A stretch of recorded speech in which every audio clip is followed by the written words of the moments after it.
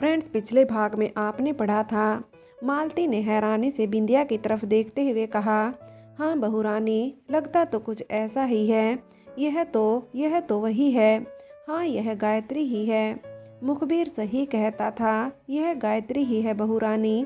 गायत्री को देखकर बिंदिया के चेहरे पर खुशी के भाव थे और आंखों में खुशी के आंसू। उसने मालती के गले लगते हुए कहा, भगवान ने हमारी सुन ली मालती, हमारे इतने दिनों की तपस्या सफल हुई। अब हम अपनी बेटी से मिल पाएंगे। मालती, तुम कुछ करो, पता करो कि गायत्री ने हमारी बेटी को किस हाल में रखा है। हम आज ही अपनी बेटी को लेकर गांव जाएंगे। अब हम उसे यहाँ और नहीं रहने देंगे। मालती ने बहू रानी का हाथ दबाते हुए कहा, हम अच्छी तरह से जानते हैं कि इस वक्त आपके मन में क्या चल रहा है। उसका चेहरा पीला पड़ गया था, हाथ पैर ठंडे हो गए थे। उसने बहू रानी की ओर देखते हुए कहा, बहू रानी, आप यहाँ कैसे? बहू रानी ने गायत्री की ओर देखते हुए कहा, हम तुमसे बहुत नाराज हैं गायत्री। तुम इतने सालों कहाँ छुपी रही?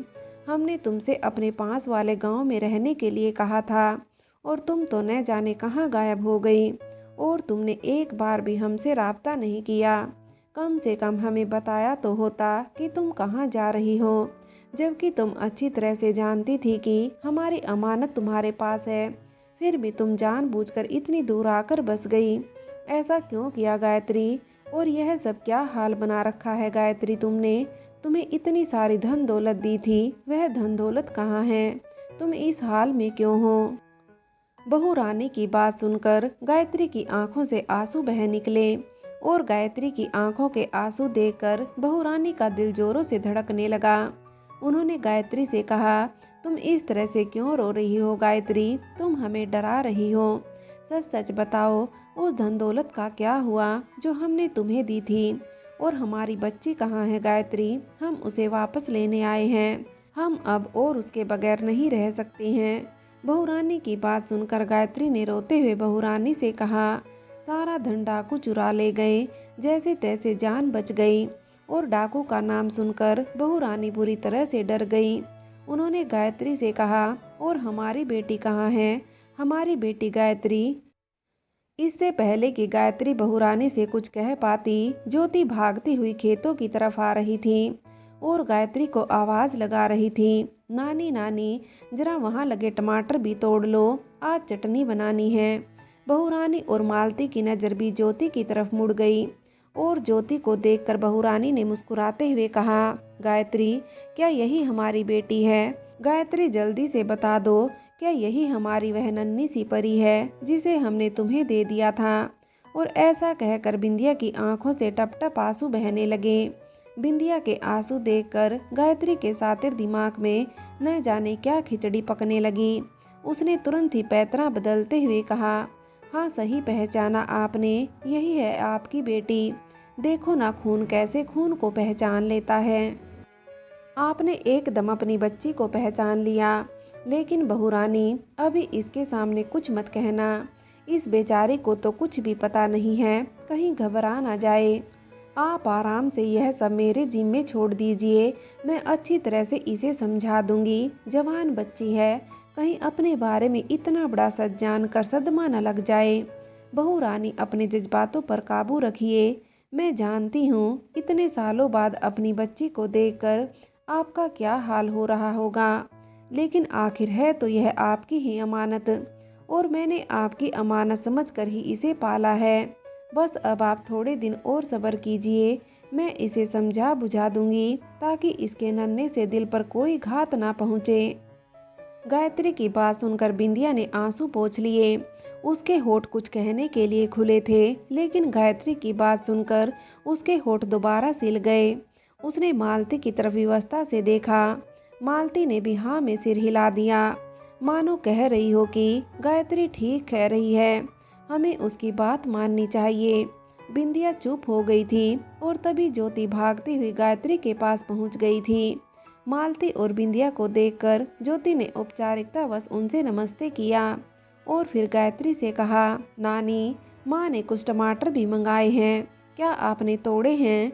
गायत्री ने ना में सिर हिलाते हुए कहा, अभी तोड़ती हूँ, या फिर ऐसा करो तुम खुद ही तोड़ लो। ज्योति ने एक बार फिर तिरछी नज़रों से बिंदिया और मालती की तरफ देखा। फिर धीरे से गायत्री से कान में कहा, कौन है यह लोग नानी? क्या आपकी जान पहचान के लोग हैं? गायत्री ने धीरे से कहा, हाँ कुछ ऐसा ही समझ लो, पुराने समय के रिश्तेदार हैं। तुम जाओ टमाटर तोड़ कर लाओ, तब तक मैं इन लोगों को घर ले जाती हूँ। कुछ जलपान कराना होगा, मेहमान हैं। गायत्री की बात सुनकर ज्योति खेत की दूसरी तरफ चली गई थी और इधर बिंदिया अपने जज्बातों पर काबू नहीं रख पा रही थी। उसका मन हो रहा था कि वह ज्योति को अपने गले से लगा ले। वह फूट फूट कर रोना चाहती थी, लेकिन वह किसी भी तरह से अपने पर काबू बनाए रखे हुए थी। गायत्री ने बिंदिया से कहा, चलिए बहुरानी, यहाँ पास में ही हमारा घर है, हम आपको अपने घर ले चलते हैं। वहाँ बैठकर तसल्ली से सारा किस्सा सुनाऊंगी। बस मुझे एक दिन का समय दीजिए, मैं बिटिया को सब कुछ समझा दूंगी, फिर आप इसे ले जा सकती हैं। गायत्री की बात सुनकर मालती ने मुंह बनाते हुए बिंदिया से कहा, इसके घर का पानी, क्या आप सचमुच इसके घर का आतिथ्य स्वीकार करेंगी? बिंदिया ने मालती की ओर देखते हुए कहा, मालती, जब साक्षात भगवान ने यह छूत पात नहीं की तो हम कौन होते हैं? यह प्रपंच मानने वाले हम सब एक ही ईश्वर की संतान हैं। हम यह सब नहीं मानते हैं, ना पहले मानते थे, ना अब मानेंगे। भगवान ने भी सबरी के झूठे बेर खाए थे और गायत्री ने तो हमारी औलाद को पाला है। इस नाते सचमुच उससे हमारा रिश्ता जुड़ गया और हम उनके एहसानमंद हैं। हम कैसे उससे भेदभाव कर सकते हैं, जबकि हमारी खुद की संतान उसके आंगन में पली बड़ी है और उसके घर का नमक खाया है। नहीं मालती, हम इन सब बातों में नहीं पड़ेंगे। हमें बस अपनी बच्ची चाहिए और कुछ भी नहीं, और उसके लिए हमें कुछ भी करना पड़ेगा, हम सब करेंगे। बहुरानी की बात सुनकर मालती ने आगे कुछ नहीं कहा और वह भी यंत्रवत बहुरानी के पीछे पीछे चल पड़ी। बड़गांव का दृश्य। राधिका जैसे ही मंडली की ओर जाने लगी, उसे जोर का चक्कर आया और वह वहीं गिर पड़ी। विवेक हैरान रह गया। वह भागता हुआ राधिका के पास आया और उसे पानी पिलाया। राधिका को अब होश आ गया था, उसे अब ठीक लगने लगा था। विवेक ने राधिका से कहा, क्या हुआ था तुम्हें? तुम्हें इतनी जोर का चक्कर आया है, लगता है तुम्हारी तबीयत ठीक नहीं। तुम आज मंडली मत जाओ। राधिका ने विवेक से कहा, मंडली तो जाना पड़ेगा विवेक, तबीयत ठीक हो या ना हो। तुम्हारी दवाइयाँ खत्म हो चुकी हैं, घर में पैसा भी अब लगभग समाप्ति की ओर है, इसलिए मंडली जाना होगा। मालिक ने पहले ही कह दिया था कि अब कोई छुट्टी नहीं मिलेगी। राधिका विवेक को घर पर छोड़कर मंडली के साथ बाहर जाने लगी। इधर कई दिनों से गांव में सिनेमा आने की खबर से मंडली वाले परेशान थे।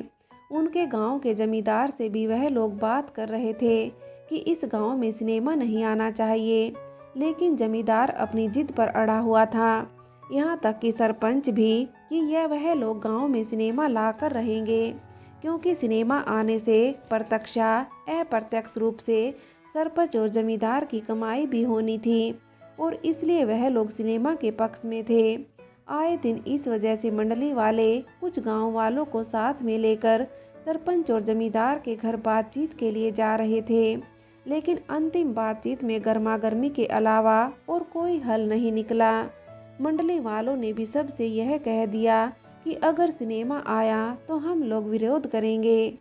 और आज जैसे ही राधिका मंडली वालों के साथ खेला दिखाने निकली, पीछे से सरपंच, जमींदार और उनके बहुत सारे गुंडे हाथों में बड़े बड़े लट्टू और हथियार लेकर मंडली वालों की गली में आ गए। घर में सिर्फ औरतें और छोटे छोटे बच्चे, इसके अलावा विवेक भी था। आजकल सोमनाथ काका का बेटा बालू भी घर पर ही रहने लगा था। और जैसे यह मंडली वाले गांव से निकले, पीछे से सरपंच, जमींदार और उनके कुछ लठेत इन गांव के मोहल्ले में आ धमके। उन्होंने इन लोगों के घर जानवर छोड़ दिए और उसके बाद धीरे धीरे घरों से सामान निकाल कर फेंकना शुरू किया। औरतें चीख रही थीं। औरतों की चीख सुनकर विवेक लड़खड़ाते हुए घर के बाहर आया। बाहर का दृश्य देखकर वह बुरी तरह हैरान रह गया। सरपंच जमींदार पेड़ के नीचे बैठकर तमाशा देख रहे थे और उनके लठैत बुरी तरह से गांव को तहस नहस कर रहे थे। विवेक भागता हुआ बालू के पास गया। बालू चारपाई पर सो रहा था। विवेक ने उसे हिलाते हुए उठाया और उससे कहा, बाहर चलो, देखो क्या हो रहा है। मैं अकेले इन सबको नहीं संभाल सकता हूँ, बहुत सारे हैं। बालू आधी नींद में था। उसने अपनी आंखें मलते हुए कहा, क्या हुआ विवेक भाई, कौन है बाहर? ऐसा क्या हुआ है, आप इतने घबराए हुए लग रहे हो? विवेक ने गुस्से से बालू से कहा, तुम्हें चीख नहीं सुनाई देती? उमा काकी और रेखा भाभी कहाँ हैं? ढूंढो उन्हें। और तभी बालू की नींद एक जोर की चीख ने उड़ा दी। बालू भागता हुआ बाहर आया। सामने रेखा घायल पड़ी हुई थी। उसके सर पर बुरी तरह से किसी ने डंडा मारा था, जिससे उसका सर फट गया था। उसके सर से खून बह रहा था। रेखा का यह हाल देखकर भालू धम से वहीं बैठ गया। सामने उमा काकी खड़ी हुई यह नज़ारा देख रही थी। उन्हें भी कुछ समझ नहीं आया। वह भागती हुई घर में अंदर आई और एक चादर उठाकर रेखा के सर पर रख दी। खून बुरी तरह से बह रहा था और रेखा बस एकटक बालू को देखे जा रही थी। ऐसा लगता था जैसे अंतिम बार देख रही हो।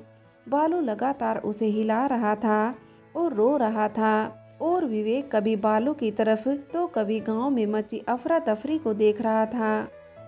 यह सब देखकर उसका दिल दहल गया था और तभी कुछ लठैत विवेक के घर में जाकर घुस गए। इससे पहले कि विवेक अपने घर की ओर जाता, रेखा जोर जोर से सांसें लेने लगी। बालू और उमा काकी बुरी तरह से रो रहे थे। विवेक बालू को संभाल रहा था। विवेक ने बालू से कहा, भाभी को बैलगाड़ी में डालो, हम शहर चलते हैं।